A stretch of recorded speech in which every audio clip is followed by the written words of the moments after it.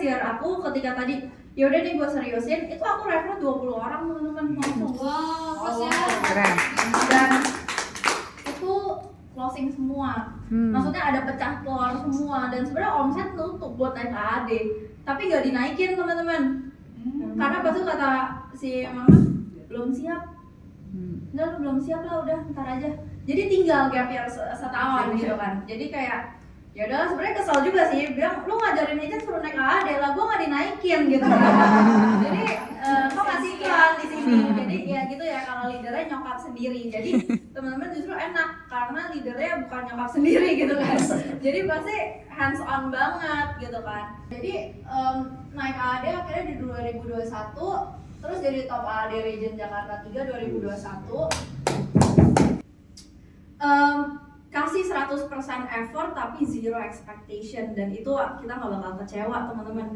Jadi sampai saat ini pun aku masih kayak gitu, cuman udah lebih better lah ya, ada perhitungannya. Jadi suami aku lebih detail, aku lebih kayak ya udahlah gitu kan. Jadi lebih tahu lah kurangnya berapa, nanti gue tutupin kayak gitu. Jadi MYLC 2021, Startup Leader London 2022, promoted jadi AD 2022, Billion Leader 2023, MYLC ini 2024. Ini lagi ngejar kemarin apa NLC ya? Oke, NLC ya itu.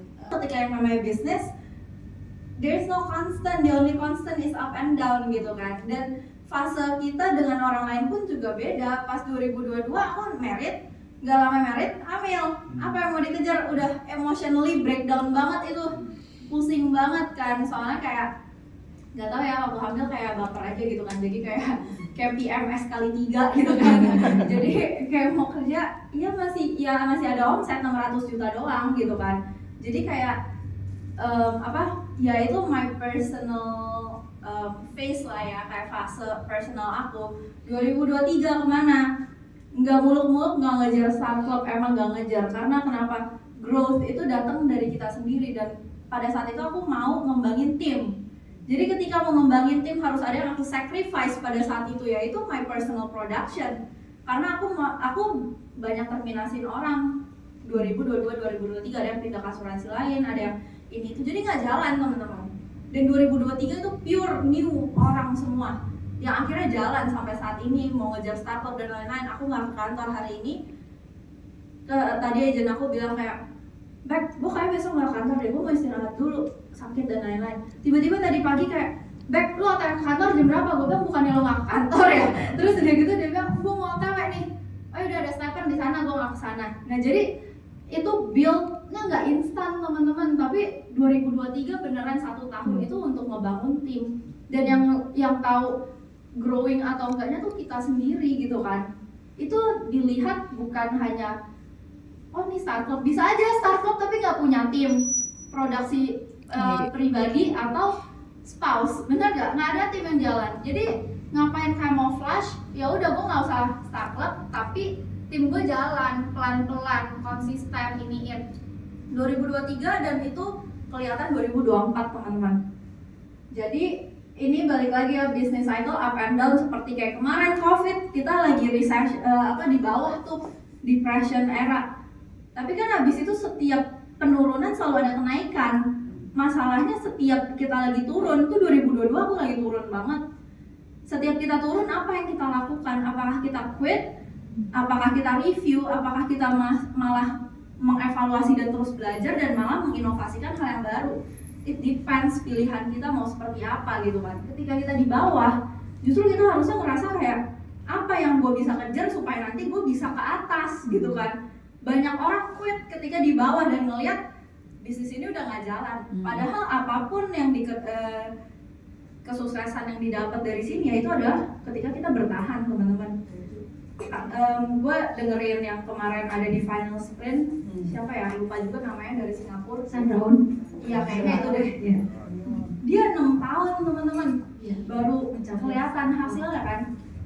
Dan nggak ada yang instan. Bisnis Prudential bukan bisnis 1 tahun. Nggak dapet Star Club tahun ini, ya evaluasi kenapa gitu kan. Ya, kalau aku nggak dapet Star Club tahun itu, emang nggak mau dapet Star Club dulu.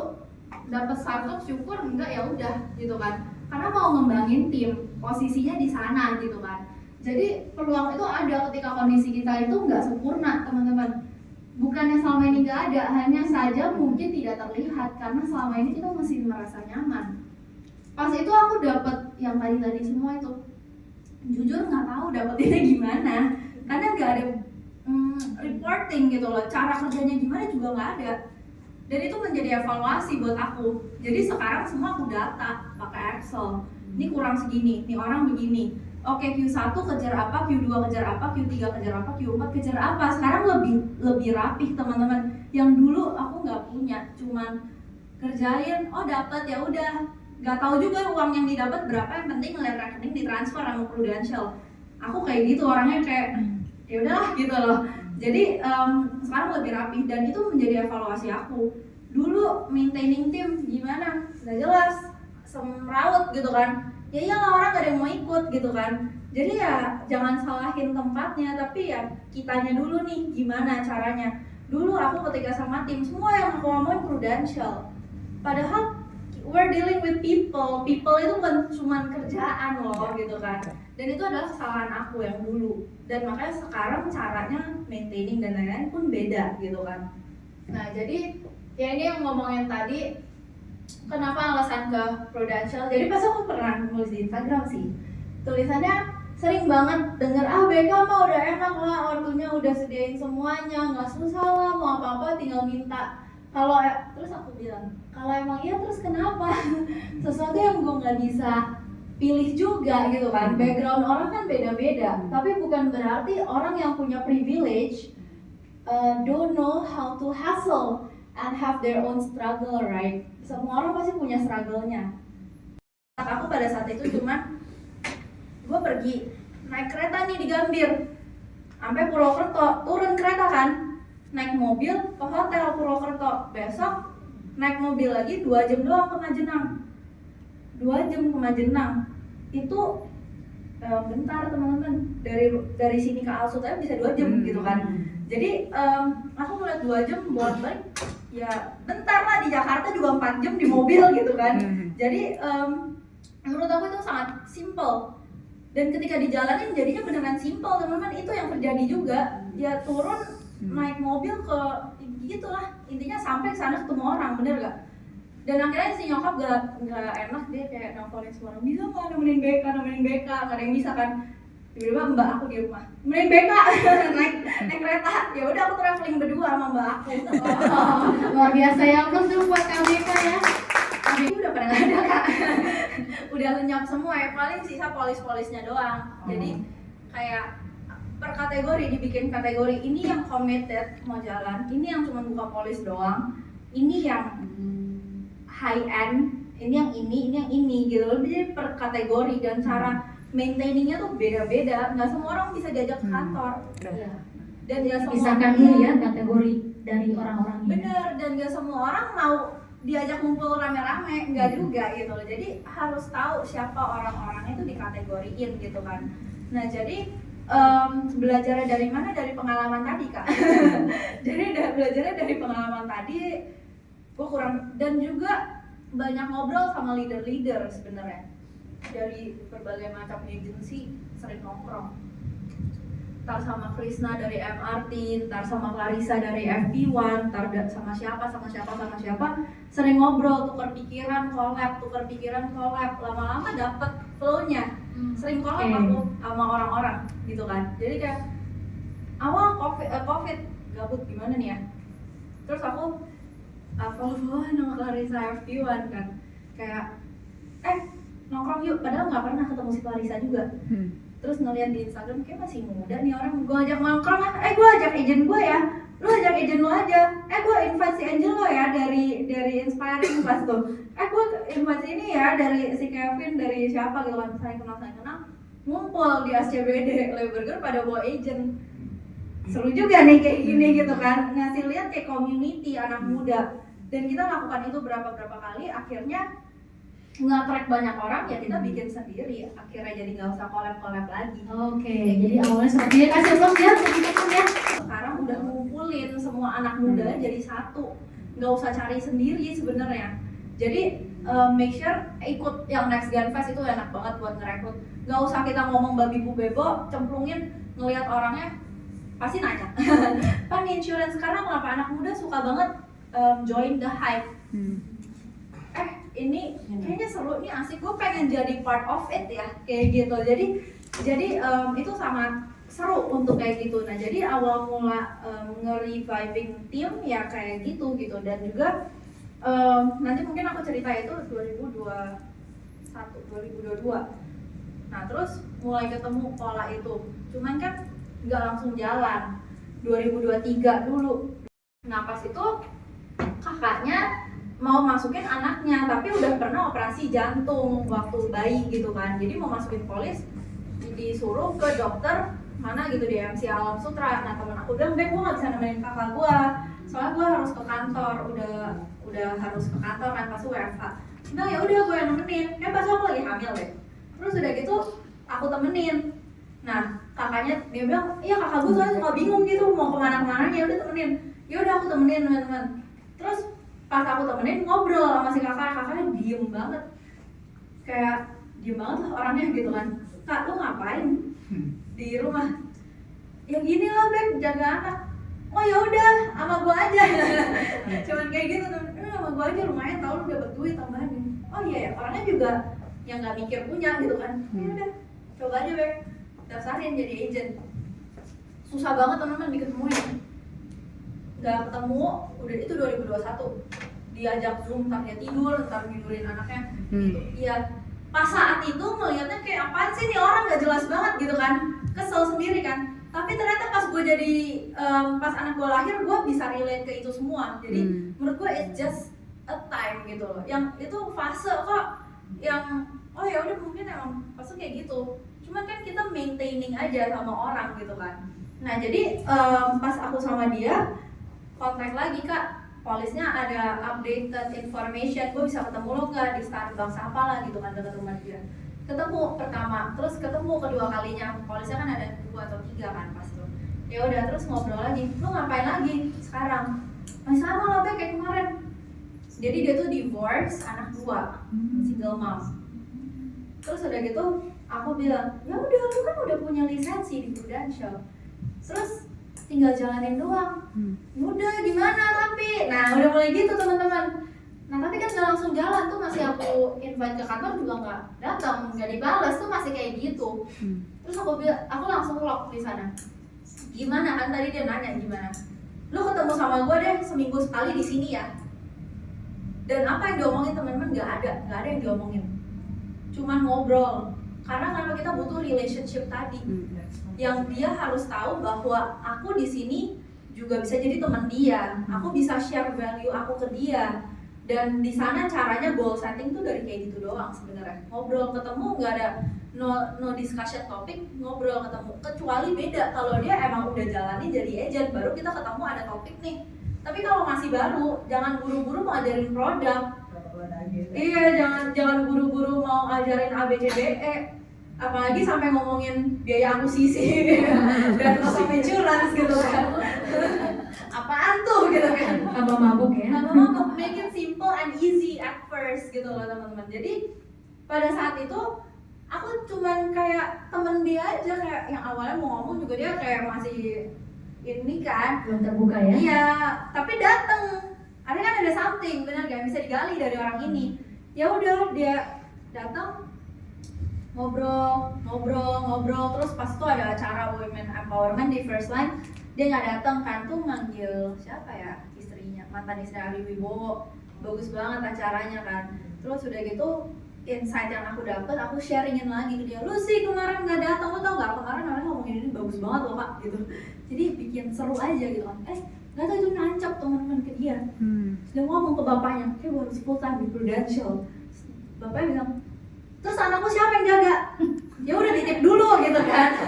Titip dulu.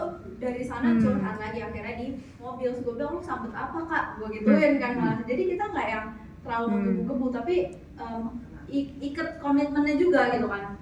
"Lu sambut apaan?" "Iya, gue mikir back begini-begini yang ngomongin kemarin bla bla." Nah, jadi maksud aku kita ngerekrut orang it's not just apa ya, template kaku gitu loh, bener Kak. template kaku, produk begini gini. Tapi justru penting banget nih personalnya. Tahu kapan bisa jadi teman, tahu kapan bisa jadi leader. Menurut gue itu penting banget. Itu kesalahan gue dulu yang gue nggak lakukan. Langsung, lu bisa zoom sama gue kapan? Nih ya, gue ajarin keranjang batu bla bla bla.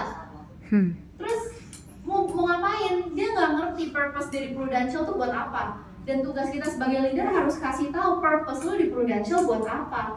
Apa potensial yang lu punya sekarang, apa market yang lu ada, itu yang perlu banget untuk di depan yang menurut aku ya Kak, yang dulu aku nggak lakukan.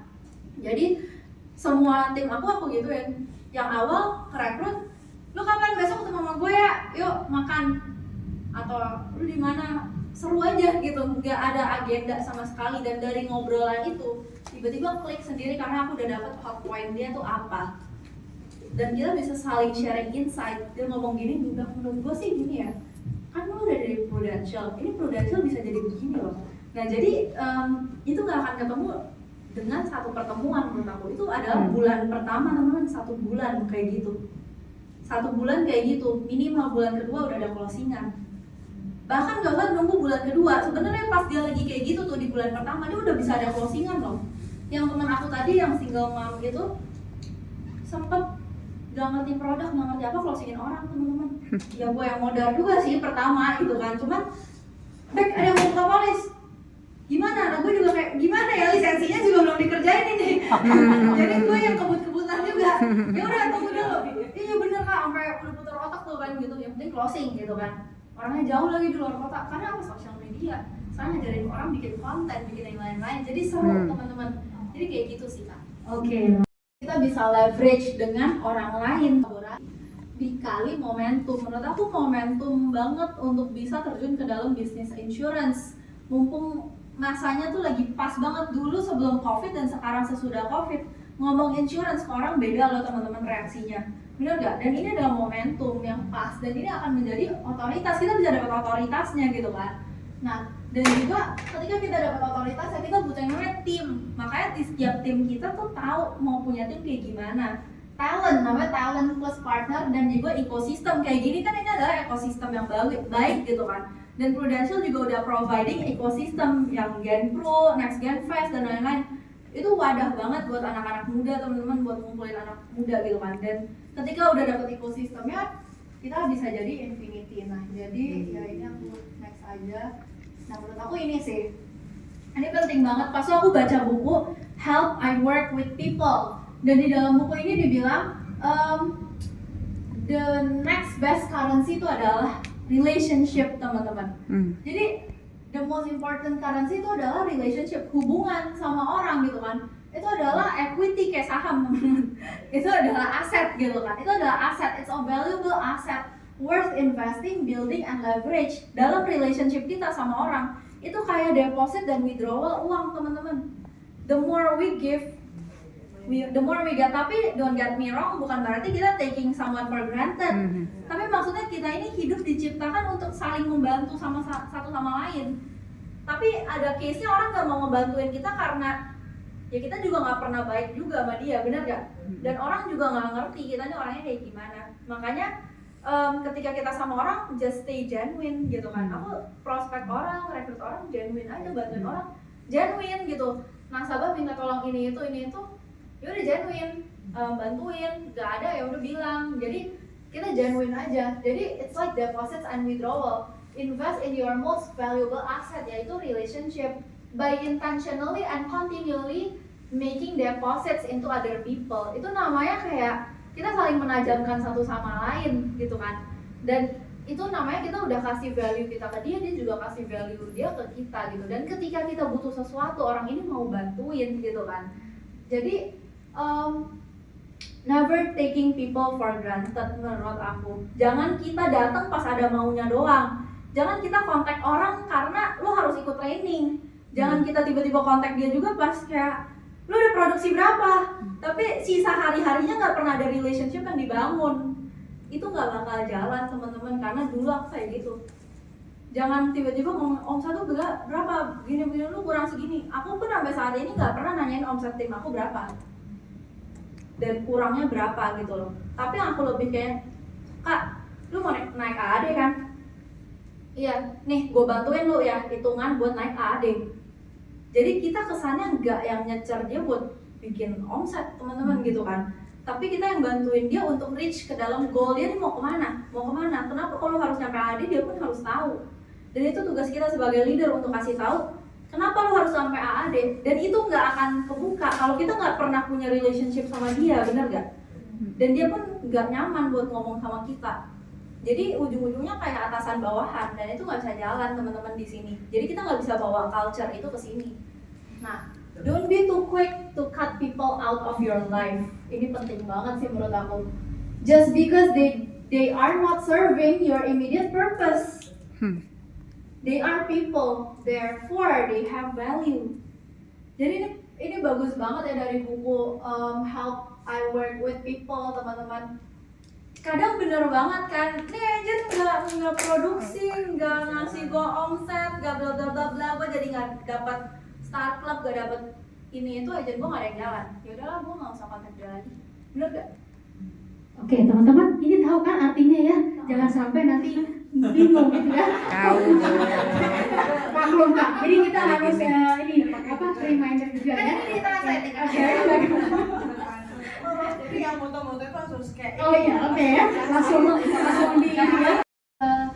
Dia tiba-tiba curhat gitu kan, tiba-tiba apa, dan di situ biggest moment buat ngasih tahu dia kenapa dia harus di Prudential dan kenapa dia harus ikut training. Jadi next statement aku habis ke rekrut, dia mau bilang oke, lo harus ketemu gua seminggu sekali, terus ada training setiap hari Sabtu, itu pun kalau lo nggak berhalangan ya. Tapi lo harus itu dulu yang aku ikat. Nextnya aku suruh dia apa? Lo harus punya namanya buku catatan. Mau nggak mau, sampai saat ini pun gue masih nyatet. Kalau lo nggak punya buku catatan, artinya lo nggak kerja. Harus punya namanya working schedule lo seperti apa. Next yang aku lakukan adalah, yo activity lo kayak gimana, gue benahin sampai agent aku, aktivitasnya aku yang bikin setiap hari. Lo bisa ngurusin anak lo kesini ya. Iya, karena kita perlu tahu karakter orang. Kalau orangnya pasif ya gue yang aturin. Kalau orangnya dominan ya kalau gue yang ngaturin dia tersinggung, bener gak? Jadi lo lakuin review, tapi lo harus review ke gue. Beda cara handle orang-orangnya gitu kan. Dan it works teman-teman. Sampai pas gue bilang harus punya buku catatan. Kalau enggak, nonsense lo dalam setahun mau ngapain? Gak ada track record dan lain-lain. Mana yang harus di follow up, mana yang harus apa. Dan aku juga bikinin mereka tuh folder di Google Drive satu persatu. Misalnya Sanchia, Michelle, siapa. Aku bikin Excel, itu tulis namanya di sana. Ini udah follow up, ini udah apa, kayak gitu. Jadi gue bisa ikutan track record. Dan itu mereka lakukan. Jadi buku catatan tuh buat apa? Buat personal notes, lu belajar gitu kan. Kalau nggak belajar, ya mungkin beberapa hal yang schedule kita agenda kan kita catat, bener gak sih? Jadi lebih enak. Gue bilang kalau lu nggak punya buku catatan, mana? Dan aku selalu nagihin schedule tim aku. Minggu depan lo ada plannya kemana aja? Mau ada yang gue bantuin nggak? Kayak gitu. Jadi itu cara ngetesnya mereka beneran kerja atau enggak, teman-teman. Oke. Gitu.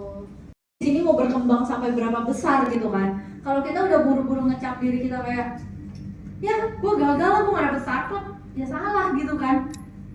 Start club is just numbers. Tapi there is no failure, balik lagi. Mungkin terasa gagal, terasa cuman dirasakan gagal, tapi nggak gagal. Ternyata kita harus celebrate every small wins yang ada. Nah, jadi kadang penting untuk kita tahu posisi kita tuh berdiri ada di mana. And remember that the grass is not always greener on the other side, but rather the grass is green where you water it. Karena mengenali tujuan hidup adalah satu hal dan menghidupinya adalah hal lain, teman-teman. Luar biasa, teman-teman. Dan perubahan-perubahan yang kecil tapi konsisten. Jadi contoh 2023 gua konsisten doang, dari 0 nama yang mau direkrut siapa nggak tahu, teman-teman. Tapi mulai pas itu suami gua bilang, lu ituin deh, lu udah tahu list itu agent lu ada siapa semua di Proforce, translate semuanya ke Excel. Aku list semuanya, teman-teman. PR banget, satu hari nggak kerja, nggak keluar rumah, nggak kenapa-napa. Tahu nggak penting banget buat kita one step backward and many steps forward. Jadi kayak keluar rumah penting, cuman kalau nggak tahu apa yang dikejar gimana gitu kan. Jadi perlu banget untuk diem dulu nih, diem. Aku juga ngajarin tim aku kayak nggak apa-apa lu diem sehari gitu cuman untuk atur jadwal. Iya, atur jadwal, atur strategi buat nextnya tuh mau kemana. Jadi tahu baru lu hajar keluar. Kalau lu keluar doang nggak tahu apa yang dikejar, ya sama aja lu kayak perang tanpa senjata gitu kan.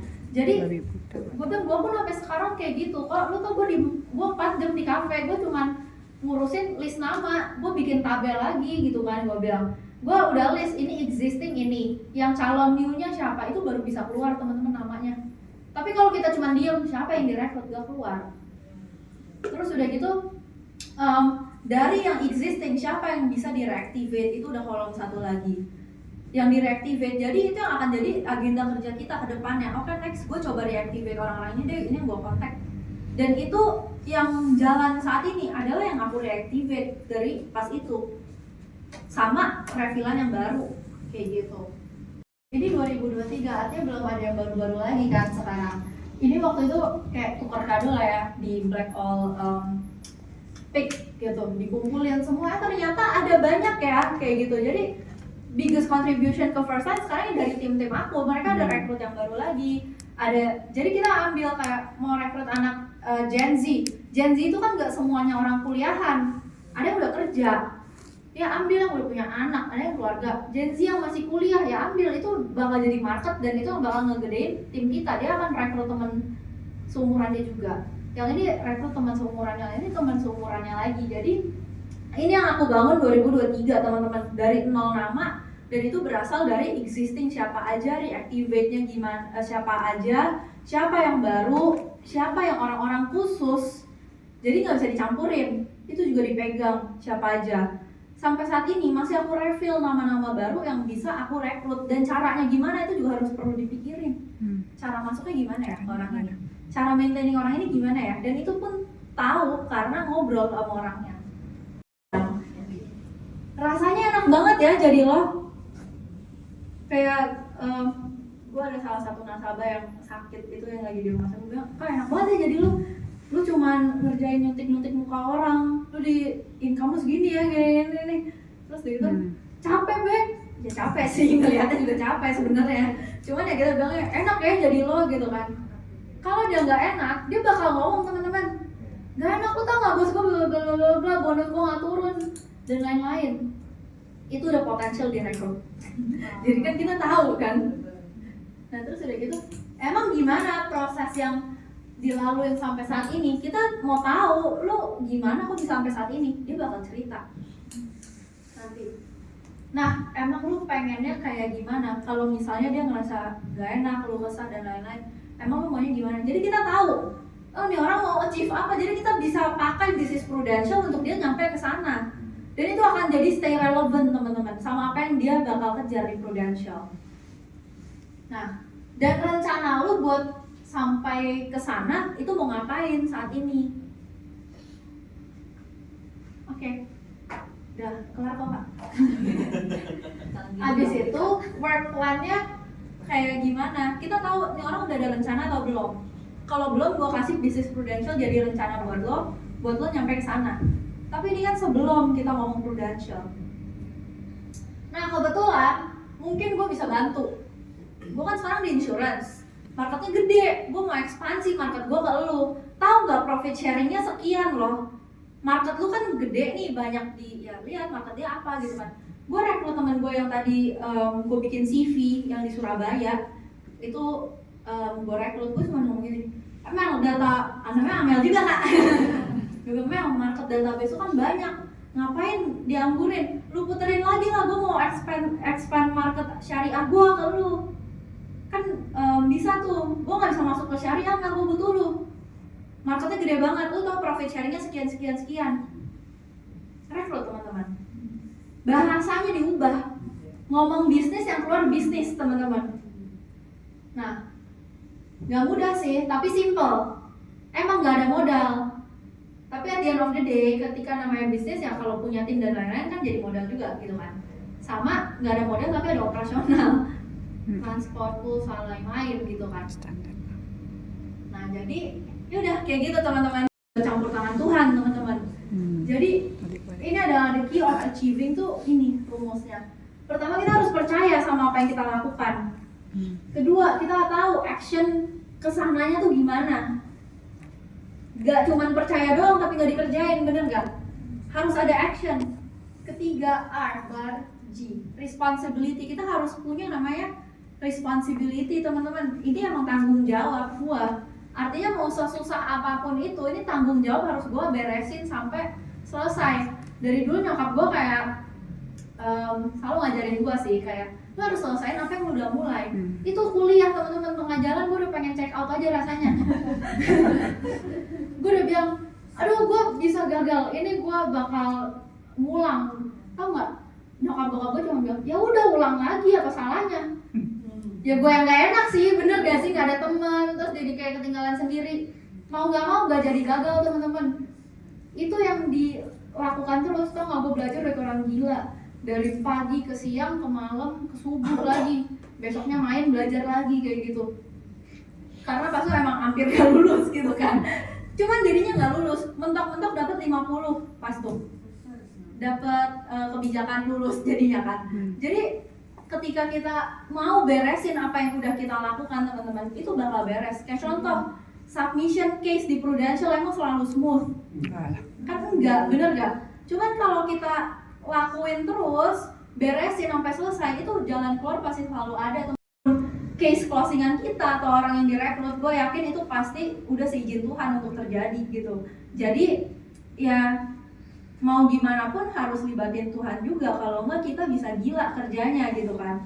Jadi kayak pas itu nggak coincidence banget menurut gue. Bu Nova nanya siapa yang mau promosi, list nama, tiba-tiba udah nih ngomong-ngomong dia cut teman-teman. Gue mau doain buat orang-orang yang mau promosi, ucuk-ucuk dia doa. Nggak tahu gimana kadang God moves dari orang lain gitu kan, di doa. Tahu nggak teman-teman, malamnya agent gue yang namanya ada di sana ditelepon sama orang yang dia udah prospek setahun nggak deal, boleh bikin buat anak saya dulu 100 juta API teman-teman. Wow, luar biasa ya. Jadi menurut gue ya itulah, itu campur tangan Tuhan namanya gitu kan.